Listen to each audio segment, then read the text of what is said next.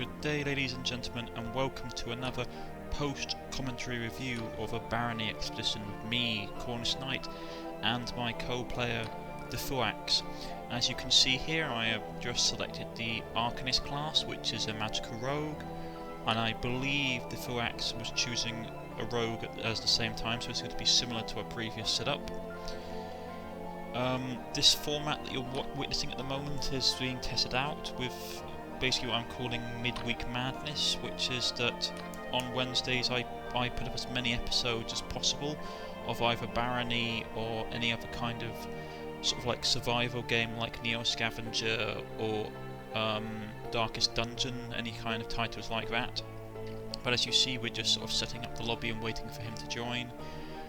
I've turned on hunger and minotaurs for this, so it's going to get pretty interesting as well as traps, which makes the game pretty challenging. I must admit, it takes a bit of a while to join via this, so it would be quite useful if it was sort of improved speed-wise for the lobby section. But we get used to it and we'll dive right in it. Here we go, right at the beginning. Just quickly, you have to, like in this game, you have to read your spell books. You don't get them by default. So as soon as you read them, you want to select them, put them to your hotbar, and then you want to give your spell books to someone else if they can use them, because obviously the more people that can use magic in this game, the better, because magic tends to be the most damaging offensive weapon you can get. At long range anyway, you can get certain swords for melee, but the end boss in this game is pretty much immune to, well, I say he's immune to melee, he's not really, he's just extremely powerful magic wise. His actual melee attacks are pretty weak, so if you get a good melee weapon and enough magical resistance you can kill him, but he can literally one-shot you off the bat if you're not careful. Here we are on the first level, bunch of skeletons straight off the bat, and there I am pummeling him with I think it's force push or force blast, I can never remember the title for it. And then we have more skeletons turning up. And by this point it sort of seems weird because the combat music doesn't stop, so we literally just have like tons and skeletons pouring out of the woodwork. And I'm here getting a bit worried because neither of our classes are actually that tough. And the Thuax's character is the primary sort of like idea of gear, so I'm there desperately trying to kill as many skeletons as possible for him so he doesn't get hit. And I'm down to about half health by this point. My mana almost gone. We just get swarmed by like rats and skeletons, and I'm here being worried, thinking, oh dear, I'm almost out of magic. Because you can't, like, I think you can find potions to put your MP back up, but most of the time you just sort of run out of stock. And yeah, as you can see, I get jumped by a skeleton and hacked to death, and the Thuax is there desperately trying to avenge me, which isn't fantastic. So we decide at this point, rather than sort of restarting, we just decide just to keep going because it's obviously just how the game works. And so it'll probably flip over at some point. I did do a little bit of editing so you guys didn't have to watch him just sort of run around, because as we find out slightly later on, we've pretty much killed every single thing in the level by this point. They've all sort of just swarmed us in one massive group and beating the living daylights out of us. So there isn't much more action to see on this floor. You just see the Thuax identifying some more items. You want to be so careful with identification in this game, it's unbelievable. But yeah, the rogue class is really useful. They can't take much punishment, but they're really, really good at identifying items and objects and being sneaky. The sneak mechanic in this game is really good. Light plays a significant role, so if you want to stealth around people in the dark, you can do that, which is quite a good tactic. Have someone standing in the light attracting the enemies towards them, and then you can backstab them and all that kind of stuff. But he seems to be going for a predominantly sort of melee class build, though in this game just having a shield equipped gives you extra armor rank, so that's always useful. I think he just killed something. It might have been a rat at that point. Yeah, I think it was a rat. We've put hunger on in this, so literally eating food is a necessity. I think it's about, you need to eat about once a level depending on how long you stay in the level. But obviously you have to identify all your food, because if you don't, really bad stuff can happen. You can get food poisoning, you can get cursed.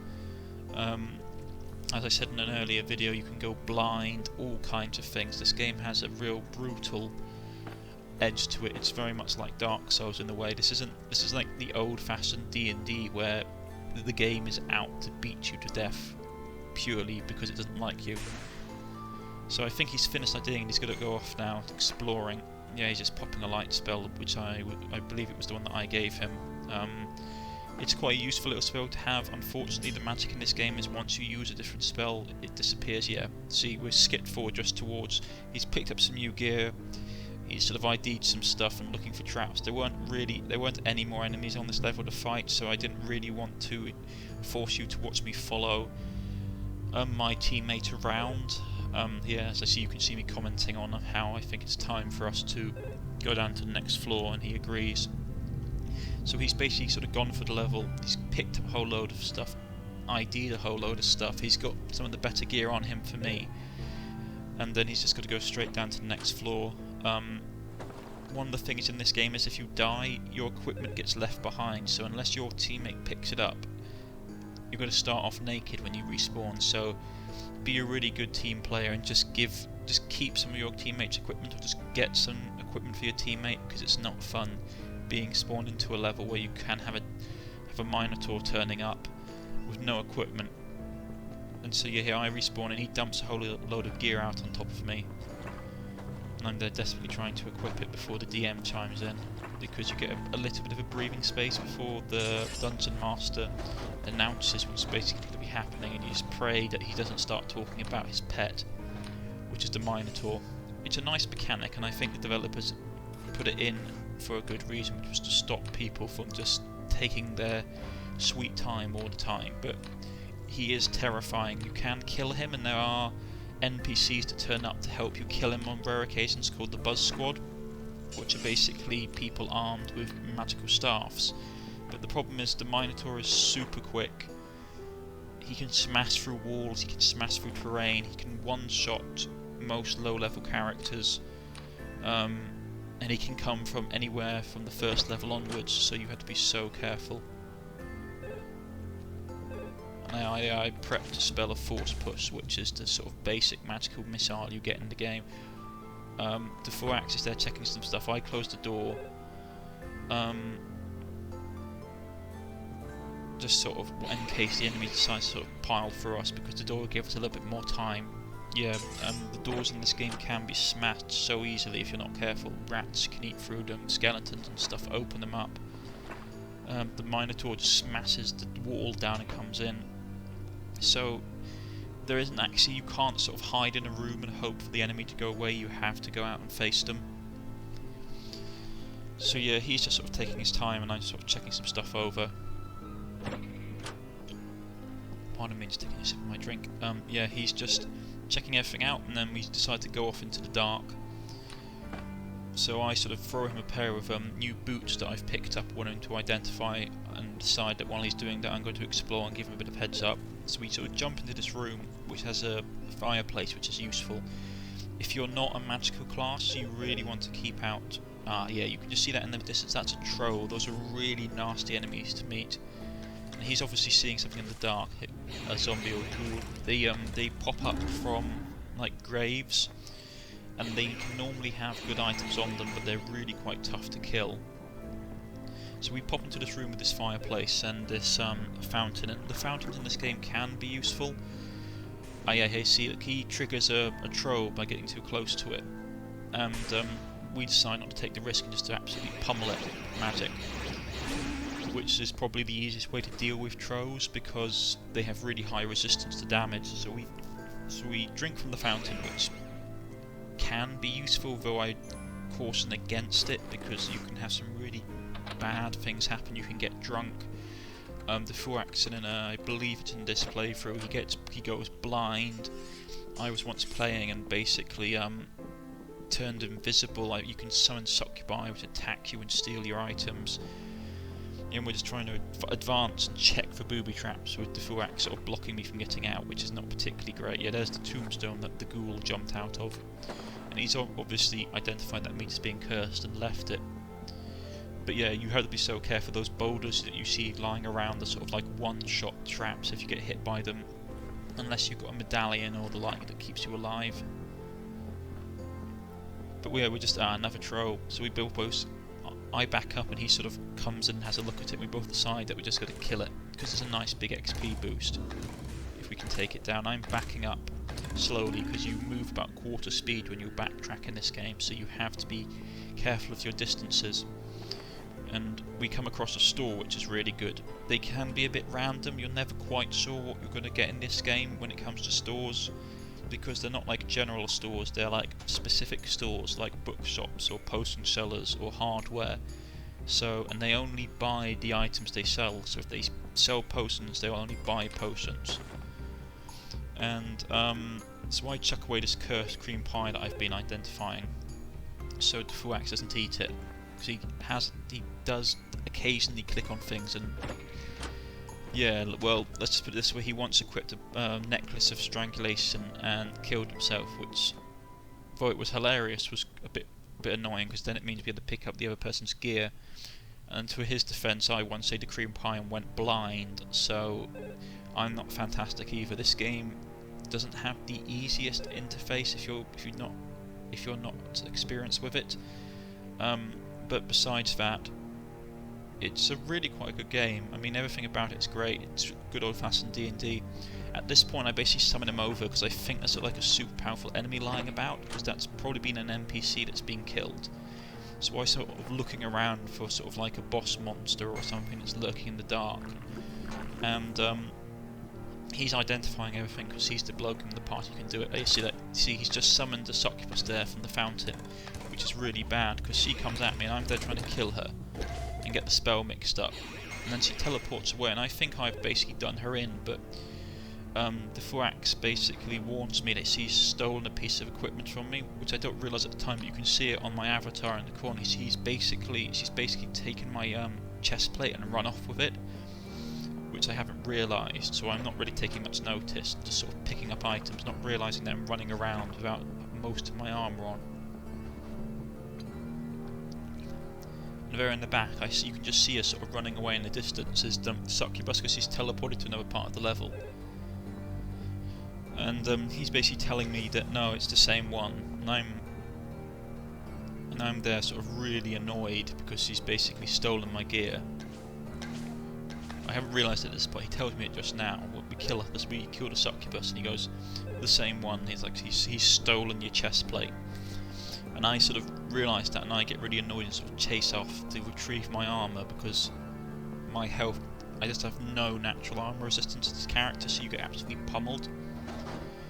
So I put that back on, and he's sort of, and the Fuax at this point is sort of like, he moves a lot quicker than I do, because he's has less movement penalties.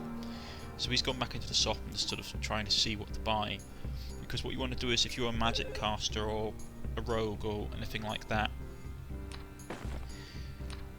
you want to basically get as much magic as you can, because magic is really overpowered in this game to a certain extent, especially on the lower levels. Or just the magic is very useful. Like, you get map magic and you get mining magic, which means that as long as you're a mage or a magical user like I am, you can cut down on how much weight you're carrying, which is really important, because once you fill up about a third of your inventory, your character will start to slow, and that can be a death sentence on some of the levels. If you're moving really slowly, traps can get you, monsters can get you. You want to be pretty light, especially if you think the minotaur's going to turn up, because you just want to sprint to the exit, which is being displayed on the map in the little flashing red dots. Pardon me, just taking another drink. But yeah, so we're sort of just scouting out. I find a mark spellbook. I haven't got the ID skill to basically check it out. Yeah, I'm just checking to make sure there's nothing hiding in the dark. You can get monsters to stand still until you go near them and they sort of attack you. So I throw down this spellbook, and the Fuax basically sort of decides that he's going to read it. And I'm hoping it's going to be a good spell. I believe it turns out to be a confusion spell. Oh no, it's the magic mapping, which is really good. But he warns me that it's difficult to cast, because obviously it has quite a large mana pool. See, this is another NPC that's just been sort of wiped out. You can tell because there's blood stains and stuff. So I pick up all the gear and basically hand it to him to have a look through. I'm hoping that the crossbow is better than the one I've got because it's only just sort of serviceable. Also, in this game your equipment does tire out and it doesn't tell you when it's going to break, so you have to be careful because when stuff breaks in this game it's pretty much a death sentence. So I go and grab this cheese, and I'm looking at the ceiling because of boulder traps, which is a particular problem I have, as I tend to miss the boulder traps because I'm not looking well enough and get killed off, which probably annoys the hell out of the Fuax. But yeah, I'm then just identifying cheeses so I don't poison myself or, God knows, do something else terrible, turn myself into a chicken if that's possible. I wouldn't put it past the developers. There's probably an item that turns you into animals. I think there is, but I haven't come across it. I definitely know that the Fuax came across, I think it was a necklace or a ring of transgenderization, which turned them into I believe it was a female character, which is pretty funny. But actually gender plays a role in this game. If you play as a dexterity based class, it tends to be better in some ways to start as female because they get an extra point in dexterity, while the male characters tend to get an extra point in strength, so they tend to be better at the more melee based classes. Though it doesn't really have much of an impact, you can play either gender. So he's here just sort of checking out items and shop material, and I'm being patient and waiting for him because in this game it really is better to work in groups than going off. Going off on your own is not only bad in the fact that if you get swarmed and killed, your partner has to then leg it to you to basically get your equipment back, is that you miss out on the experience, because only characters that you damage you get experience from. I think it's either that you damage or that you're looking at the time. Here we go, yeah. At this point, basically, the Dungeon Master tells us that he's going to release the Minotaur, so in about 5 minutes time, or somewhere in between a 5 minute time gap, the Minotaur will show up. And I'm here absolutely terrified because we've died to the Dark Minotaur a couple of times before, and you can't kill him at low level. He's really tough and he smashes through terrain, so I want to grab some stuff. And at this point I don't think I had enough magic to use the summon or map reading ability, so I'm here desperately trying to find the exit. And then I suddenly realise, wait, I have the magic map spell, can I learn it? And unfortunately I just eat poison food at that point and lose all my hunger, and well, make myself hungry again, so there I am, thinking I'm going to starve to death or die from food poisoning. And so the Fuax bails me out, which I'm really grateful for. Meat is a really useful item to get if you're interested. It fills up your hunger bar completely. I believe this was a food shop, so I just basically grab a whole load of stuff, and as much as my money has, and then we basically try and sprint to the exit, without worrying about skeletons and the like. But yeah, see, that mouse is waiting outside now just for the Fuax. I didn't realise it at the time, but the AI is pretty good in this game. It will basically lie and wait and stuff for you. Because he goes out that door and he gets jumped by the mouse, or the rat technically, and the rats are pretty bad in this game. They can make you bleed, which is pretty unpleasant, and they can swarm you. I've come across sort of like groups of 10 of them in the past, and they literally just come surging out of the darkness. Anyone who's played what was the game? Atomic Throne, yeah, or no, Nuclear Throne. If any of you have played Nuclear Throne, you know about the level with the rat boss spawner on it, and it's similar to that, which is that you just literally some massive rats, and they can be an absolute pain. Here we are. We're still desperately trying to look for the exit. I'm being pretty paranoid by this point. I believe by this point the Fuax has told me where the exit is, so I'm sprinting there as fast as we can. He's right behind me, looking for stuff, and I think around this time we get told that the Minotaur, yeah, and that red writing you just saw, that was the Minotaur turning up, so we sprint down to the lower levels to get away from him and just do some arbitrary sort of equipment identification at this point.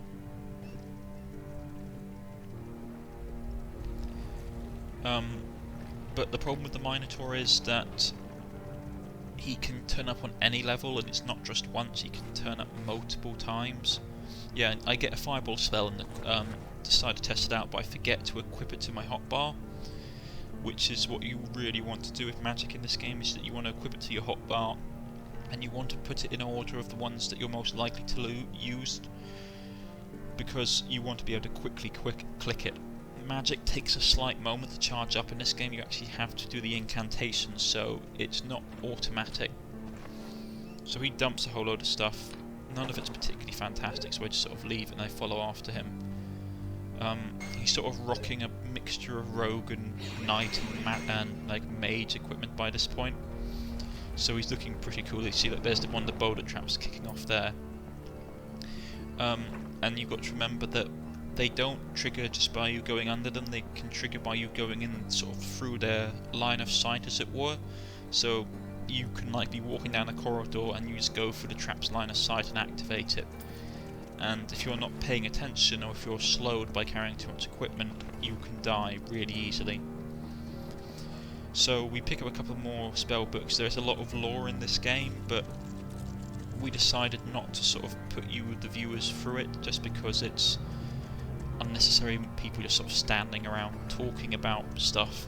Well, if you would like to see the lore, just sort of make a comment of it in the section below, and I'll read it for you in a voiceover in this section or in the video. But yeah, so we sort of pop in here and it's like another grave, and I don't really want to go in it because obviously of gargoyles and ghouls and zombies and all the like. But I take the risk because obviously a cracked gem can be really powerful. Pick up a coat, pick up a couple of magical items. Sort of go looking for the Fuax. I don't know where he is at this point. I think he's coming towards the shop. I don't think he realised there was a shop in this level yet, so I sort of tell him and sort of go and check it out to see what. Yeah, that's why you want to check your food, because you can give yourself food poisoning, which is really bad.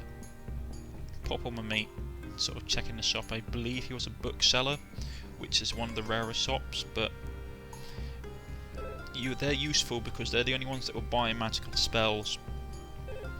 So I sort of literally give all the identified, unidentified books to the Fuax to identify, and he's happy to do it. I always feel bad asking him to do it because obviously it's not a particularly fun thing to do. So I sell all the stuff I don't want, and I remember about various items that I have. Yeah, see, I remember to use the magical mapping ability, which is really useful. And then I suddenly realised, yeah, at this point this is funny, I suddenly realised there's actually a troll standing in the room, and I suddenly think, oh, so we can kill it as quick as we can, but that's the fireball spell, you see, that's really useful. The end game boss, he can like spawn a massive column of them, so you can be hit by like 6 of them in one go and die on impact. He's really, really powerful. I don't believe you will see him in this playthrough, unfortunately, but hopefully in the near future we'll get to the boss and you can see what he's like to actually face, because he is pretty overpowered. He's like on Dark Soul level of being overpowered boss wise.